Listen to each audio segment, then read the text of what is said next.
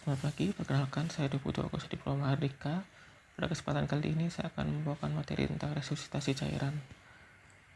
Cairan dalam tubuh ada dua kondisi, yaitu ada cairan intravaskular dan cairan ekstravaskular. Cairan intravaskular adalah cairan yang ada di dalam sel, sedangkan cairan ekstravaskular adalah cairan yang ada di luar sel. Dalam hal ini ada dua kondisi juga, yaitu ada cairan ekstravaskular dan juga intravaskular. Ekstravaskular itu adalah cairan yang mengisi ruang intersisial dan juga rongga-rongga tubuh, sedangkan cairan intravaskular yang dimaksud adalah cairan yang memang berada dalam pembuluh darah. Berikutnya, terapi cairan adalah suatu terapi yang sangat menentukan keberhasilan penanganan pasien kritis. Tindakan ini seringkali merupakan langkah life saving pada pasien yang menderita kehilangan cairan yang banyak seperti dehidrasi, mungkin karena muntah, diare, ataupun syok. Dalam pemberian terapi cairan yang dapat dimanipulasi adalah cairan intravena. Melalui pemberian cairan intravena itu sendiri dapat diberikan bisa cairan kristaloid dan juga koloid. Kristaloid sendiri ada yang isotonis, hipertonis, dan hipotonis, sedangkan koloid ada yang alami dan ada yang sintetik. Cairan kristaloid merupakan cairan yang berisi elektrolit namun tidak mengandung partikel onkotik, sehingga dia memiliki waktu paruh dalam intravaskuler mungkin sekitar 20-30 menit. Cairan isotonis itu cairan yang konsentrasinya katanya mirip dengan cairan tubuh, sehingga jika diberikan dengan cairan ini tidak akan ada osmosis yang signifikan antara intravaskular dan ekstravaskular. Kemudian ada cairan hipertonis. Cairan ini adalah cairan yang lebih pekat, di mana cairannya itu akan cenderung menarik air yang ada di ekstravaskuler masuk ke intravaskuler. Kemudian hipotonis adalah cairan yang kelarutannya lebih rendah. Untuk cairan ini akan lebih cepat dia berpindah dari intravaskuler menuju ekstravaskuler atau sel, seperti itu. Untuk contoh-contohnya, yang isotonis ada rigar laktat, normal salin 0,9%, dan dextrose 5% dicampur dalam 1/4 dari normal salin. Untuk yang hipertonis ada dextrose dalam 1/4 normal salin, 1/2 normal salin. Kemudian ada dextrose 5% dalam normal salin. Kemudian ada yang NaCl 3% dan dextrose dalam RL. Untuk yang hipotonis sendiri ada dextrose dalam air, kemudian ada normal salin setengah dari normal salin. Oke, berikutnya cairan koloid. Cairan koloid juga ini adalah cairan yang mengandung zat-zat yang mempunyai berat molekul tinggi dan aktivitas osmotik yang menyebabkan cairan ini cenderung bertahan agak lama dalam ruang intravaskuler. Jadi ada dua jenis cairan koloid, ada yang alami dan ada yang sintetik. Untuk yang alami yaitu fraksi proteinnya itu isinya itu adalah fraksi protein plasma 5%, albumin manusia 5-25%.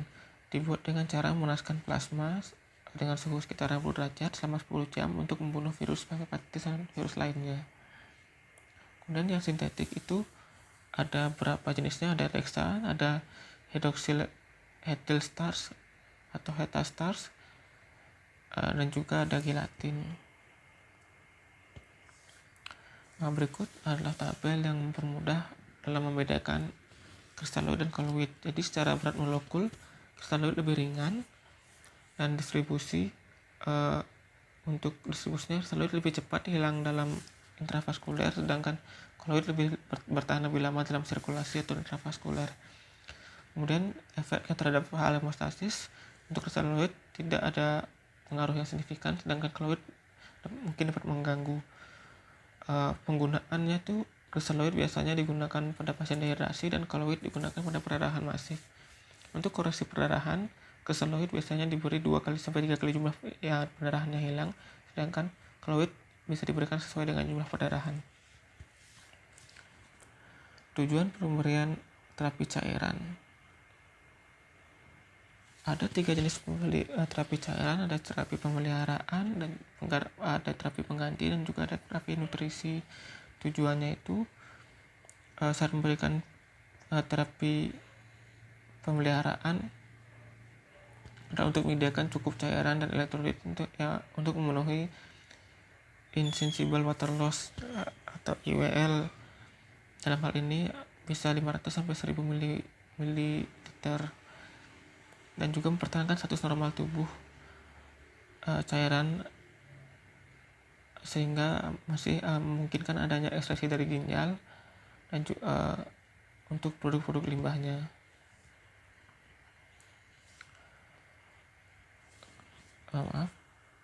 Kemudian untuk cairan pengganti sendiri, ini biasa diberikan untuk menutupi penggantian dari defisit cairan atau kehilangan cairan. Mungkin bisa pada saat setelah atau untuk mengganti cairan puasa atau semacamnya. Kemudian untuk terapi cairan nutrisi, diberikan ketika pasien memang sudah tidak bisa mendapatkan nutrisi secara oral, entah dengan banyak faktor, misalnya ada gangguan absorpsi makanan, kemudian adanya kondisi di mana usus harus diistirahatkan, kemudian gangguan motilitas usus, atau kondisi di mana jalur enteral tidak dimungkinkan seperti pada gangguan makan atau muntah yang terus-menerus. Baik, untuk terapi cairan perioperatif ada 3 tempatnya, 3 situasi. Ada saat preoperatif, duranteoperatif, dan postoperatif.